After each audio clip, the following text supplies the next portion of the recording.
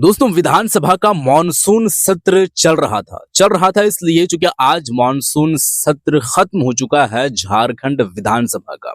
और यहाँ पर एक बात मैं आप लोगों को बताना चाहूंगा कि डुमरी के जो एमएलए हैं जयराम कुमार माथुर और जेलकेम पार्टी के जो केंद्र अध्यक्ष हैं, वो उनका आखिर में आगे का फ्यूचर क्या रहता है, यानी कि जो बात वो सोचे रहते हैं तमाम चीजों को मद्देनजर में रखते हुए कि यहाँ ये होना चाहिए वो होना चाहिए। एक पढ़े लिखे शिक्षित व्यक्ति जो एक उनका नजरिया रहता है, उस नजरिए से सोचने की वो प्रयास करते हैं और वो सोचते हैं कि हम ये सदन के पटल पर रखेंगे बात, और सरकार से ये हम आग्रह करेंगे कि ये बात मेरी सुनी जाए, क्योंकि ये बात हम अपने लिए नहीं कर रहे हैं, जनता के लिए कर रहे हैं। कहने का मतलब क्या है वो हम आपको सीधे तौर पर बताना चाहूंगा, और ये बात मैं कहना चाहूंगा कि डुमरी विधायक जयराम माथुर का अभी फ्यूचर नजर आ रही है, आगे का भी नजर आ रही है। उस हिसाब से वो कई ऐसी चीजें रखने की कोशिश करते हैं, लेकिन सरकार की जानिब से दरकिनार कर दिए जाते हैं, वो प्रस्ताव जो है वो खारिज कर दिए जाते हैं। इसी बात पर सदन के बाहर निकल करके जयराम कुमार माथुर का जो एक तरीके से एग्रेशन अंदाज देखने को मिला था, एग्रेसिव अंदाज, वो आप लोगों ने देखे थे।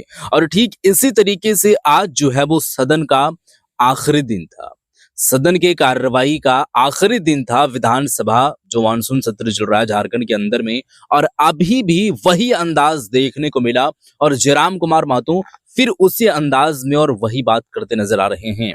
अब अभी क्या हुआ है दोस्तों, रिसेंटली मैं आप लोगों के सामने वीडियो रखने की कोशिश करूंगा। आप इस वीडियो को देखिए, आगे की हम बात करेंगे, जो बात करना है वो करेंगे हम। इस वीडियो को आप सबसे पहले देख लीजिए।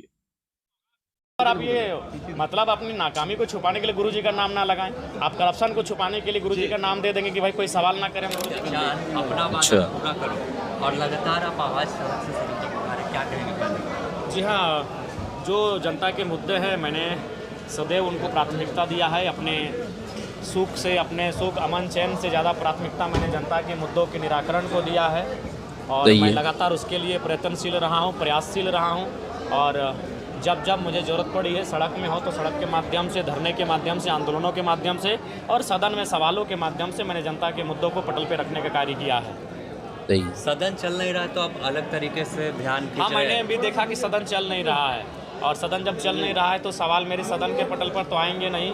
तो मैंने सोचा कि क्यों ना सांकेतिक रूप से शब्दों में जो आवाज़ ना करे, बस शब्दों में मैं जाहिर करूं मेरे राज्यवासियों के मुद्दे, और लोकतंत्र के चौथे स्तंभ के माध्यम से अपनी आवाज़ को उन तक पहुंचाऊं। चूँकि सदन तो चल नहीं रहा है, तो ऐसे में लोकतंत्र का चौथा स्तंभ, उनकी भूमिका जो महत्वपूर्ण रही है, उसी की भूमिका के माध्यम से मैं अपनी आवाज़ को पहुँचा रहा हूँ। एनटीपीसी के खिलाफ भी लोग गोलबंद। अच्छा, ये सदन जो नहीं चल रही है, इसके पीछे कोई कारण जो है वो बस्ता पर अगर बात की जाए, कोई कारण है क्यों नहीं चल पा रही है, किस वजह से नहीं चल रही है? क्या कोई साजिश के तहत, या यूं कहें तो आवाज दबाने के लिए? ये सब सारी चीजें जो है वो नोट आउट करने की और थोड़ा सा क्वेश्चन जो है वो खड़ा करती है, प्रश्न जो है वो खड़ा करती है, और वो प्रश्न का जवाब जो है वो जनता मांगना चाहती है कि सदन किस लिए बनाई गई है। और खासकर सदन जो बनाई गई है वो अमूमन तौर पर, अंदरूनी तौर पर, ऑफ कैमरे के सामने जो लिखावटी के तौर पर बातें जो होती है पहुंचाने का, वो तो पहुंचाते हैं, लेकिन बहुत सारी चीजें होती है और वो कम समय होता है, और साल में महज 2-3 बार ऐसी चीजें आती है कि वो जो है वो सत्र चलता है, और फिर अगर हम बात करें तो और कभी टाइम नहीं मिल पाता है। तो क्या हो रहा है क्या नहीं हो रहा है, ये जो है वो हम नहीं कह सकते हैं। वैसे आपको मालूम है तो बताइएगा, और भी बातें क्या है उसमें। देखिए, आज हमें लगता है कि आज जो परिस्थितियां हैं विस्थापित लोगों को लेकर, विस्थापन को लेकर, हमें लगता है कि आने वाले दिनों में राज्य के चप्पे चप्पे में आपको विस्थापितों के आंदोलन दिखेंगे, और हिंसा भी दिखेगी, अराजकता भी दिखेगी, अगर सरकार सचेत ना होती है तो। सही है। आपका एक भाषण काफ़ी वायरल हो रहा है जो विस्थापितों को लेकर ही कह रहे थे कि नेमरा 10 दिन में बदल गया और झारखंड 25 सालों में नहीं बदला। जी, मैंने वो कहा था, और उस पर मेरा स्टैंड अभी भी कायम है कि जब आप एक गांव को 10 दिनों में बदल सकते हैं, तो 25 वर्षों में झारखंड की तो कम से कम दशा बदलने के लिए पर्याप्त समय था, उन्हें बदलना चाहिए था, लेकिन नहीं बदला। ये दुर्भाग्य का विषय। क्यों नहीं बदला दादा? नहीं बदला इसके लिए कि देखिए, विजन का अभाव होना, दूरगामी सोच का अभाव होना, और नैतिकता का अभाव होना, संवेदना का अभाव होना, वो केवल कि अपने परिवार, अपनी पूंजी, अपनी प्रॉपर्टी पर ध्यान केंद्रित कर रहे हैं, जिस कारण जो हमारा सपना था, जो इस देश में इस राज्य का स्थान होना चाहिए था, वो नहीं हो पाया। एक आखिरी सवाल लेंगे कि रिम्स 2 का जिस तरह से अच्छा, ये भी एक सवाल खड़ा करती है और ये सिर्फ झारखंड के लिए नहीं है, तमाम वो राज्य के लिए है जो एक तरीके से पिछला राज्य उनको जो है वो घोषित कर दिया गया है। यहाँ पर कहने का मतलब ये है मेरा कि सरकार के पास पैसे की कमी नहीं। वो चाहे तो एक जो है वो अगर देखा जाए तो विजन लेकर के वो काम करे और चंद माह के अंदर या 1-2 साल के अंदर वो तमाम चीजों को जो है वो पलट करके और स्मार्ट सिटी में, स्मार्ट स्टेट में या यूं कहें तो स्मार्ट ब्लॉक में, स्मार्ट पंचायत में तमाम चीजें जो अभी के एक नजरिए से सोच रहे हैं और अभी के हिसाब से जो जरूरतें पड़ रही है और जिस तरीके से जमाना आगे बढ़ रही है वो कर सकती है, लेकिन क्यों नहीं करते हैं? थोड़ा सा सोच में ऐसा तब्दीली लाना पड़ेगा। पढ़े लिखे शिक्षित व्यक्ति अगर हैं तो वो आगे उनको पता चलता है। लाइक जो है वो दुबई की हम अगर बात करें तो एक शहर है, यूएई एक जो है वो कंट्री है, लेकिन यूएई का एक हिस्सा दुबई जो एक शहर है, कितना जो है वो तब्दील हुआ है और किस तरीके से स्मार्टनेस झलकती है, नजर आती है, फ्यूचरिस्टिक लगती है, वो कौन किए हैं? वो एक शख्स ही तो है जो तमाम चीजों को देख रही है। उनके पास इतना दिमाग कहाँ से आया? थोड़ा सा सोचने वाली बात है। वो उसको अगर आपके पास पैसा है तो अच्छी जगह पर ऑर्गेनाइज करके और ऑर्गेनाइज वे में अच्छे ढंग में उसको इस्तेमाल करना, तो फिर वो चीजें नजर आती है, अदरवाइज वो चीजें दब जाती है, नजर नहीं आती है। बहरहाल आगे और यानी गुरु जी के नाम पर क्या जी, आंदोलन खत्म हो जाएगा? नहीं, क्यों होगा? गुरु जी के नाम पर आप ये मतलब अपनी नाकामी को छुपाने के लिए गुरु जी का नाम ना लगाएं। आप करप्शन को छुपाने के लिए गुरु जी का नाम दे देंगे कि भाई कोई सवाल ना करे, हम गुरु जी का नाम देते हैं, तो गुरु जी भी थोड़ी अच्छा। चाहते हैं। गुरु जी तो बोल गए हार जोतो, तो आप रेतों के पक्ष में आइए। अगर गुरु जी का माने तो हार जोतने का निर्देश दे के गए हैं, और हमें लगता है नगरी में उनका अंतिम शब्द यही था, हार जोतो, तो हार जोतने दिया जाए। यूनिवर्सिटी और कोचिंग को लेकर क्या कहेंगे? देखिए, ये नए बिल में शैक्षणिक संस्थानों में भी राजनीति घुसड़ने का बिल है। शैक्षणिक संस्थानों को राजनीति से मुक्त होना चाहिए था, लेकिन ये प्रभारी मंत्री को प्रति कुलाधिपति के तौर पर स्थापित कर रहे हैं, जो कि चिंता का विषय है। वहाँ भी अब राजनीति अच्छा। होगी, जबकि कम से कम यूनिवर्सिटी को तो राजनीति से दूर रखना चाहिए था। बहुत ही दुर्भाग्यपूर्ण ये सत्र बड़ा ही दुर्भाग्यपूर्ण ये सत्र रहा। लाखों लोगों की उम्मीदों को लेकर, मुद्दों को लेकर सदन तक आए थे। उम्मीद थी कि सदन चलेगा तो मुद्दों को रखेंगे और मुद्दों के निराकरण के लिए सरकार पर दबाव बनाएंगे। अच्छा, ये भी बात कही जा रही थी, ये भी आशंकाएं जताई जा रही थी कि सदन का जो आखिरी दिन होगा वो 28 अगस्त का होगा, लेकिन हो सकता है कि संभावनाएं बढ़ सकती है 2-4 दिन, या यूं कहें इससे थोड़ा सा और भी आगे जा सकती है। लेकिन आगे क्या जाएगी, अंतिम दिन था, खत्म हुआ, और पिछला जो 2-4 दिन रहा है थोड़ा सा प्रश्न को पटल पर रखने की, विधानसभा के पटल पर रखने की, वो भी सही ढंग से नहीं हो पाया। तो आप सोच सकते हैं क्या चल रहा है, क्या नहीं चल रहा लेकिन सदन ठीक ठाक नहीं चला। आज अंतिम दिन है और आज ऐसे में उम्मीद थी कि आज कम से कम सदन चले, लेकिन जैसा हंगामा देख रहे हैं, हमें लगता है आज भी सदन कहीं हंगामे की भेंट ना चढ़ जाए। ऐसे में लाखों लोग इस बार के सदन से तो निराश हो जाएंगे। विस्थापितों के रुमाल को लेकर टी-शर्ट देखिए, मेरा मानना है कि आज अगर इस राज्य में सबसे ज़्यादा अगर ज्वलंत कोई मुद्दा है तो विस्थापितों का मुद्दा है। चाहे वो नगरी का मुद्दा हो या बड़का गांव का मुद्दा हो या झरिया सुंदरी या बड़का या फिर बागमारा का मुद्दा हो, सबसे महत्वपूर्ण, सबसे ज़रूरी मुद्दा अगर इस राज्य में है तो विस्थापन का मुद्दा है।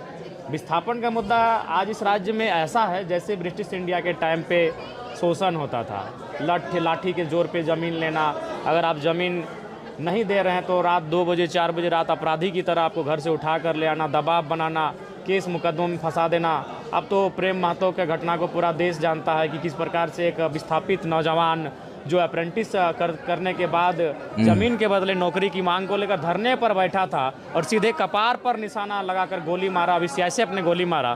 तो इससे बड़ा दुर्भाग्य और इस राज्य का क्या हो सकता है। इसीलिए मेरा मानना है सबसे ज्वलंत मुद्दा विस्थापितों का मुद्दा है, उसका निराकरण कम से कम करना चाहिए। और बिल्कुल केवल ये लोग विभागीय कार्रवाई का आश्वासन देते हैं, लेकिन धरातल पर कुछ नहीं होता है। पिछले सत्र में ही माननीय मंत्री दीपक बिरवा जी ने कहा था 90 दिनों के अंदर विस्थापन आयोग का गठन कर लिया जाएगा और जो विस्थापित समस्याएं हैं उनका निराकरण किया जाएगा, लेकिन अभी तक आयोग का गठन नहीं हो पाया है। ये दुर्भाग्य और चिंता का विषय है।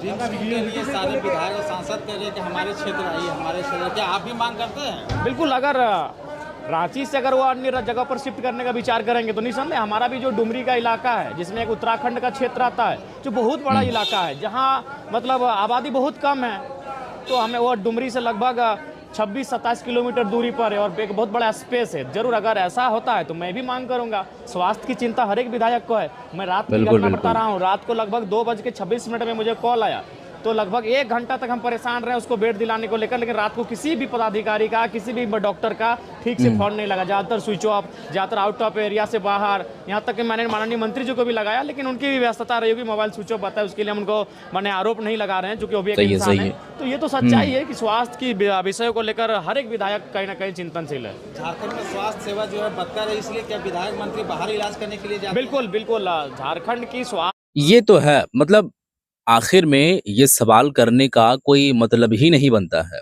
ये आप खुद भी समझ सकते हैं, क्योंकि वो व्यवस्था लाचार जो है वो कहीं ना कहीं होते हुए नजर आ रही है। उनको अपने आप में भरोसा ही नहीं है। उनको लग रहा है कि हमारे अंदर जो परेशानियां हैं वो परेशानियों की इलाज यहाँ पर ढंग से नहीं हो पाएगी, तो हम दूसरे जगह निकलते हैं। अदरवाइज अगर वो सही रहते तो फिर वो यहाँ ना करा कर ये दूसरे जगह क्यों कराते। तो ये थोड़ा सा सोचने वाली बात है और थोड़ा सा चाहिए कि इम्प्रूव करें, और इतना इम्प्रूव करें कि हर तरीके के लोग यहाँ पर इलाज कराएं, चाहे मंत्री हो, विधायक हो, उस लायक यहाँ पर बना दें जो हर तरीके के लोग आकर के यहाँ पर करें। आप बना देते हैं लेकिन दूसरे लोग यहाँ पर ऐसे रहते हैं, मरते हैं, या ये तमाम चीज़ें होती है, और यहाँ के जो नेतागण लोग हैं, चाहे मंत्री, सांसद, विधायक, वो बाहर चले जाते हैं। तो ऐसा नहीं होना चाहिए। स्वास्थ्य की जो व्यवस्था है वो ठीक ठाक नहीं है, हमारे इंफ्रास्ट्रक्चर ठीक ठाक नहीं है, हमारे जो उपकरण होते हैं स्वास्थ्य संबंधित वो उपकरण ठीक ठाक नहीं है, जिस कारण अगर हमारे माननीयों को अगर जरा से छींक भी आती है, अगर खरोच फुंसी भी होता है, तो वो दिल्ली, हैदराबाद, गुजरात चले जाते हैं इलाज के लिए। और आम व्यक्ति अगर वो मैंने बड़ा से बड़ा बीमारी का भी सामना करता है तो उसे रिम्स जैसे सरकारी अस्पताल में इलाज के लिए भर्ती होना पड़ता है, और कभी कभी तो दम तोड़ देते हैं। ये भी सच्चाई है। पटना के प्रसिद्ध टीचर विपिन सर आया था आपके पास? जी आए थे, कल रात को ही आए थे। उनसे राजनीतिक विषय पे बातचीत हुई। उन्होंने हमसे कहा भी कि अगर समय और फुर्सत मिले तो वो विधानसभा का चुनाव लड़ने समर्थन के लिए उनका बुलाया था उन्होंने। जयराम जी, क्या आप घायल पैर में चोट लगा हुआ है? देखिए, डॉक्टर का स्पष्ट कहना है कि आपको कम से कम 5 दिन बिना चहलकदमी के आराम करना होगा, तभी ठीक होगा, और नहीं तो आप अपना उम्र है, आप अपना जिद में जो करना है करिए, लेकिन जो डॉक्टर हम आपको सलाह देंगे कि आपको कम से कम पाँव को 5 दिन रेस्ट देना होगा। तो हम बोले कि सदन के बाद ही ये संभव हो पाएगा। धन्यवाद। चलिए, सदन के बाद ठीक हो पाएगा, और ये हो पाएगा वो आप कर सकते हैं, चूंकि सदन तो खत्म हो चुकी है। यहाँ पर एक काफी इम्पोर्टेंट बात है, और वो एक टॉपिक है। उस टॉपिक विशेष पे हम बात करेंगे अगले दिन, और वो काफी महत्वपूर्ण टॉपिक है। कहीं ना कहीं जयराम कुमार महतो जो सवाल खड़े किए हैं वो सवाल को लेकर के है। तो अगला वीडियो आप देखना मत भूलिएगा। इस वीडियो में हम आपको बताना चाहेंगे, और ये वीडियो खुद आप देख चुके हैं दोस्तों, इनका क्या है कहना कि इंफ्रास्ट्रक्चर जो एक होना चाहिए, स्वास्थ्य का जो एक तरीका होना चाहिए, और जो इलाज है वो इलाज जिस तरीके से होना है उसी तरीके से होना चाहिए। बल्कि ये सब सारी चीजें नहीं होती है। कारण यही है कि यहाँ के मंत्री और यहाँ के सांसद, यहाँ के विधायक, कुछ भी होता है वो दूसरे स्टेट में कल्टी ले लेते हैं। तो सुधारना चाहिए। आखिर में वो दिल्ली, बेंगलोर, या फिर कोलकाता, हैदराबाद, मुंबई, इन सब सारी जगहों पर जा रहे हैं, तो वो भी एक राज्य है, और वो भी एक राज्य को एक सीएम ही संचालित कर रहे हैं, चला रहे हैं।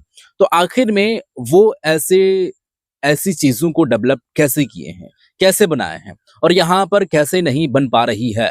तो ये सब सारी चीजों को देखना चाहिए, और कंपटीटर के तौर पर काम करना चाहिए जो स्वास्थ्य से जुड़ी हुई हो, जो ऐसी चीजों से जुड़ी हुई हो जो लाभदायक हो, जनता का उसमें भला हो। तो इसमें ये नहीं देखना चाहिए कि हमारा जो है वो कॉपी कर रहा है।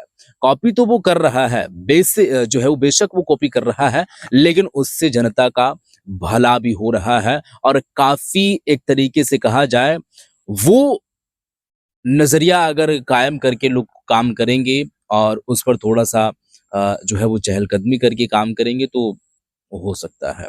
बहरहाल जयराम कुमार माथुर जी का ये वीडियो आप लोग देख चुके हैं दोस्तों। सदन के आखिरी दिन वो बाहर निकल कर के, विधानसभा के बाहर निकल कर के और मीडिया कर्मियों से, यानी कि अगर कहा जाए तो ये सब सारी चीज़ों को जो वो देखे थे, सोचे थे, आगे जनता की आवाज़ बुलंद करने के लिए वो सदन तो चला नहीं, लाखों लोगों की उम्मीदें पानी पे फिरती हुई दिखाई दी, लेकिन वो लोकतंत्र के चौथे स्तंभ मीडिया के जानिब से बात पहुंचाने की वो कोशिश कर रहे हैं, ऐसी भी नौबत आन पड़ी है। अब देखते हैं आगे जो कुछ वो होगा, लेकिन फिलहाल के लिए इस वीडियो को हम यहीं पर ख़त्म करते हैं। आपका विचार क्या है ज़रूर बताइएगा। मिलते हैं एक और नई वीडियो के साथ, तब तक के लिए